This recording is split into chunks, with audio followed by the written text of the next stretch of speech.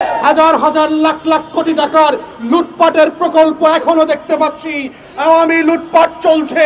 এই পিছনের আমলাতন্ত্ররা বাংলাদেশকে আবার ফ্যাসিবাদের দিকে ফিরিয়ে নেবার জন্য যখন দিনরাত পরিশ্রম করছে, তখন আমরা দেখতে পাচ্ছি অন্তর্বর্তীকালীন সরকারের উপদেষ্টারা তাদের মিথ্যা কথায়, মিথ্যা আশ্বাসে সত্য আন্দোলনগুলিকে আওয়ামী পনার ট্যাগ দিয়ে দিয়ে যেই সচিবরা দিল্লির দালালে পরিণত করেছে সেই বাংলাদেশের দিল্লির দালালরা কেন এখনো আওয়ামী আমলার ট্যাগ পাচ্ছে না?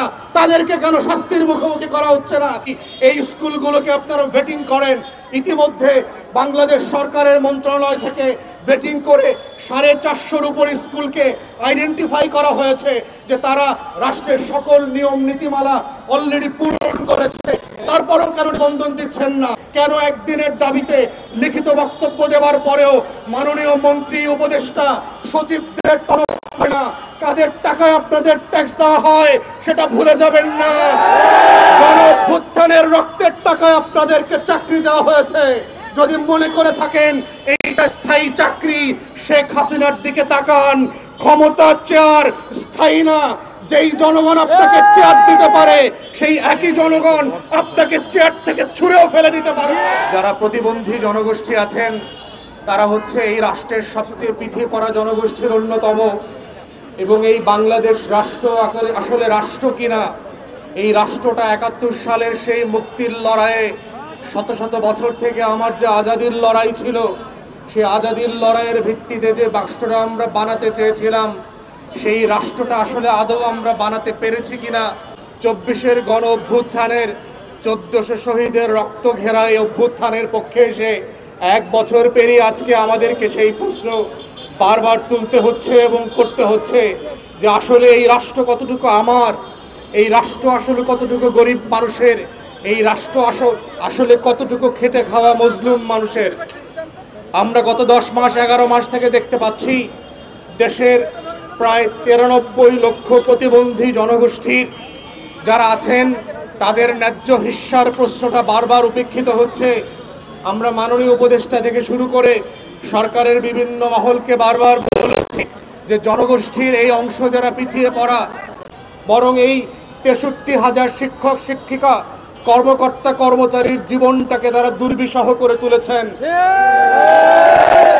24-এর গণ অভ্যুত্থানের পরে এসেও আজকে যখন আবার এই প্রতিবন্ধী স্কুলের দাবি নিয়ে, লড়াই নিয়ে, বৈষম্যের আলাপ করতে আমাদেরকে রাজপথে আসতে হয়, তখন এটা শুধু 1400 শহীদের রক্তের সাথে বেইনসাফি করা হচ্ছে না, এটা 24-এর গণ অভ্যুত্থানের সাথেও বেইমানি করা হচ্ছে।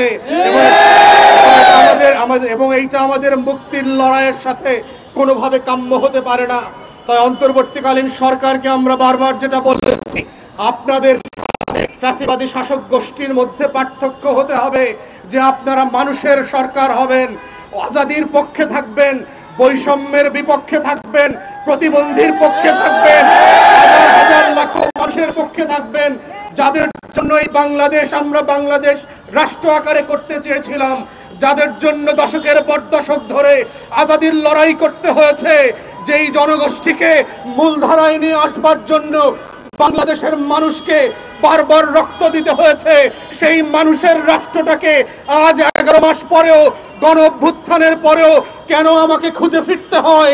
কেন রাজপথে দাবি নিয়ে আসতে হয়? কেন আমার রাষ্ট্রটা আজকেও প্রতিবন্ধী জনগোষ্ঠীর পক্ষে দাঁড়াতে পারে নাই? কেন 55 লক্ষ প্রতিবন্ধী ছেলে মেয়েদের স্কুলগুলোকে আজকেও আপনারা স্বীকৃতি দিতে পারেন নাই, নিবন্ধন করতে পারেন নাই, এমপিও ভুক্ত করতে পারেন নাই?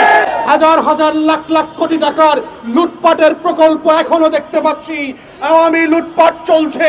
এই পিছনের আমলাতন্ত্ররা বাংলাদেশকে আবার ফ্যাসিবাদের দিকে ফিরিয়ে নেবার জন্য যখন দিনরাত পরিশ্রম করছে, তখন আমরা দেখতে পাচ্ছি অন্তর্বর্তীকালীন সরকারের উপদেষ্টারা তাদের মিথ্যা কথায়, মিথ্যা আশ্বাসে সত্য আন্দোলনগুলিকে আওয়ামী পনার ট্যাগ দিয়ে দিয়ে বিভিন্নভাবে এবং এই স্কুলগুলো এর মধ্যে বলা হচ্ছে তারা নাকি আওয়ামী প্রতিবন্ধী স্কুল। যদি এগুলো আওয়ামী প্রতিবন্ধী স্কুল হয়ে সচিবালয়ের রাতের ভোট করা ডিসিএসপিরা কেন এখনো আওয়ামী আমরা না? কেন আওয়ামী আমলে করে যেই যেই সচিবরা দিল্লির দালালে পরিণত করেছে বাংলাদেশকে, সেই বাংলাদেশের দিল্লির দালালরা কেন এখনো আওয়ামী আমলার ট্যাগ পাচ্ছে না? তাদেরকে কেন শাস্তির মুখোমুখি করা হচ্ছে না? তাই আজকে এই জায়গা থেকে আমরা আবার অন্তর্বর্তীকালীন সরকারের রেলেভেন্ট সংশ্লিষ্ট মন্ত্রণালয় এবং যারা দায়িত্ব পালন করছেন তাদেরকে স্মরণ করিয়ে দিতে চাই, এখনো আবু সাইদ মুগ্ধের রক্তে লেখা দেয়ালে দেয়ালে নতুন বন্দোবস্তের যে আখরের সংকল্প আমরা গত বছর করেছিলাম, সেই রক্তে ভেজা দেয়ালগুলো মুছে যায় নাই। নতুন বন্দোবস্তের আকাঙ্ক্ষাকে আমরা ভুলে যাই নাই। যেই রক্তে করা বাংলাদেশকে আবার নতুন করে গত বছর করেছিল, সেই বাংলাদেশ আমরা করি নাই। অতএব জনগণের প্রত্যেকটা ন্যায্য আন্দোলনকে আপনাদেরকে দরদ দিয়ে দায়ের সাথে বিবেচনা করতে হবে। এবং আমরা বারবার দাবি করেছি এই স্কুলগুলোকে আপনারা ভেটিং করেন। ইতিমধ্যে বাংলাদেশ সরকারের মন্ত্রণালয় থেকে ভেটিং করে 450-র উপর স্কুলকে আইডেন্টিফাই করা হয়েছে যে তারা রাষ্ট্রের সকল নিয়ম নীতিমালা অলরেডি পূরণ করেছে। তারপরেও কেন নিবন্ধন দিচ্ছেন না? কেন একদিনের দাবিতে লিখিত বক্তব্য দেওয়ার পরেও মাননীয় মন্ত্রী, উপদেষ্টা, সচিবদের না কাদের টাকায় আপনাদের ট্যাক্স দেওয়া হয় সেটা ভুলে যাবেন না। গণঅভ্যুত্থানের রক্তের টাকায় আপনাদেরকে চাকরি দেওয়া হয়েছে। যদি মনে করে থাকেন এইটা স্থায়ী চাকরি, শেখ হাসিনার দিকে তাকান। ক্ষমতা চেয়ার স্থায়ী না। যেই জনগণ আপনাকে চেয়ার দিতে পারে সেই একই জনগণ আপনাকে চেয়ার থেকে ছুঁড়েও ফেলে দিতে পারে।